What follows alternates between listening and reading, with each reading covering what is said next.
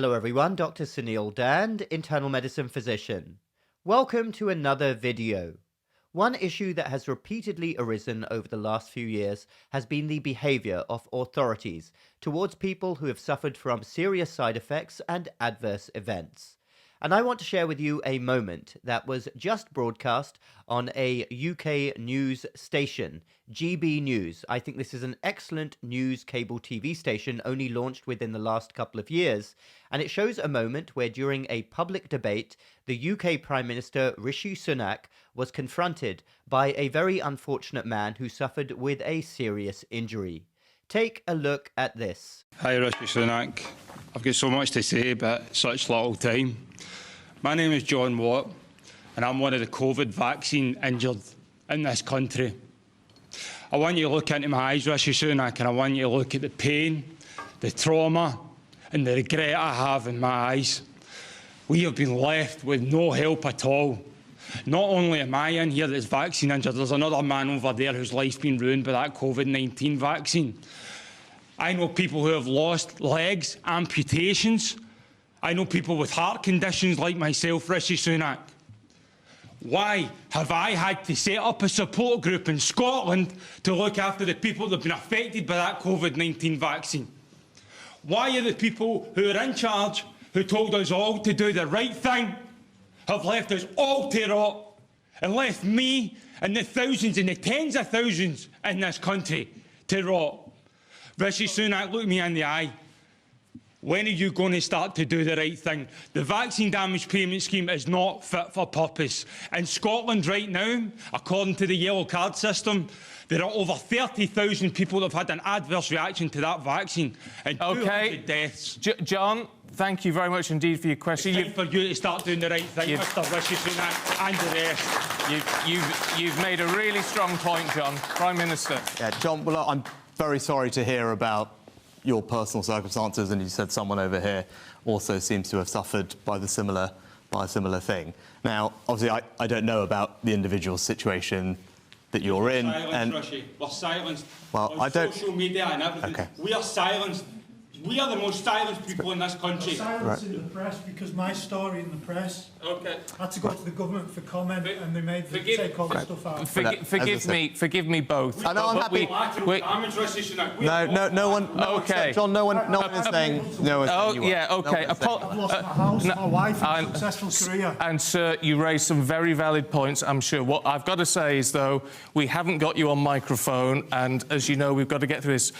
I'm sure we can raise your points with the Prime Minister at a later date. But in the meantime, Prime Minister, if you cover the issue. I'm very happy to. So look, there is a vaccine compensation scheme that's in place, as you alluded to, in the NHS. Obviously, everyone individually will work through their cases. It's difficult for me to comment on anyone's individual case. I'm sure you'll appreciate that. I'm very happy to go and look at the cases, and I'm sure you'll get them to the team here. I mean, I'm very saddened and shocked to hear that you've been silenced by anybody. That is surprising to me, so please do get your details to Stephen and the team, and I will happily take that away. Of course, you should be able to speak about your experience, what's happened to you, and as I said, we have a compensation scheme in place for that, and I'll make sure that we're working through that. Obviously, I think you'll appreciate it's hard for me to comment on your specific circumstances, just not knowing them, and those things are... Forgive me, sir, we haven't got a microphone on this, so our viewers and listeners won't be able to hear. I think look, the last thing I'd say is, we went through a pandemic, like everyone else. At the points when it came to the vaccine, those decisions were always taken on the basis of medical advice from our medical experts to tell us, as politicians, who are obviously not doctors, about how best to roll out the vaccine, what was in the public health interest, the priority order, how that should be done, who should be eligible. That was something that the doctors recommended on, and that's something that we followed. Now, obviously, if there are individual circumstances which haven't worked out, then that's why we have the compensation scheme in place, and I'll make sure that we follow up on your cases. So where to start with that particular interaction? Firstly, I'm very glad that that question was asked in a public forum. I can't imagine that in the United States. And Rishi Sunak, for all of the question marks regarding the pandemic response, I thought he handled that with reasonable humility. He said he would look into it. Let's make sure that he actually does look into it, or his team looks into it. Let's hold politicians to account. We must always do that. And this is a very important issue. And this touches upon a broader, very unfortunate situation. that has arisen over the last few years that I never thought would arise in the practice of medicine and in healthcare. And that has been the marginalization and censoring, yes, censoring, of people who are simply reporting what's happened to them. And I've talked about this from the very beginning. 2-3 years ago, I was talking about this and facing censorship myself. I know people personally who have suffered from serious side effects and adverse events.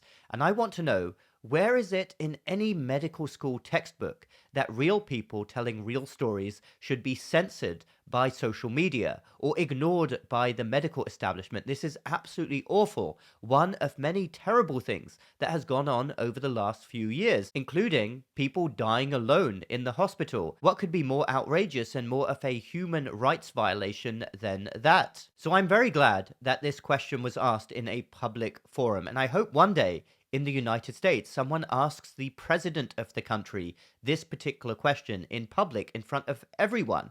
I'm not sure they would get a coherent or a very good answer, but at least talk about it. Don't censor and marginalize real people who have suffered. That is totally the opposite of the Hippocratic Oath and a gross violation of human rights. So I hope this gentleman gets some justice. I hope he gets a good amount of compensation.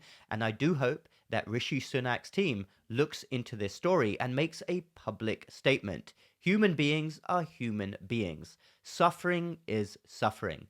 Must be acknowledged, never ignored. Thanks everyone for watching. Feel free to comment down below. Let me know your thoughts. We will speak again in the next video.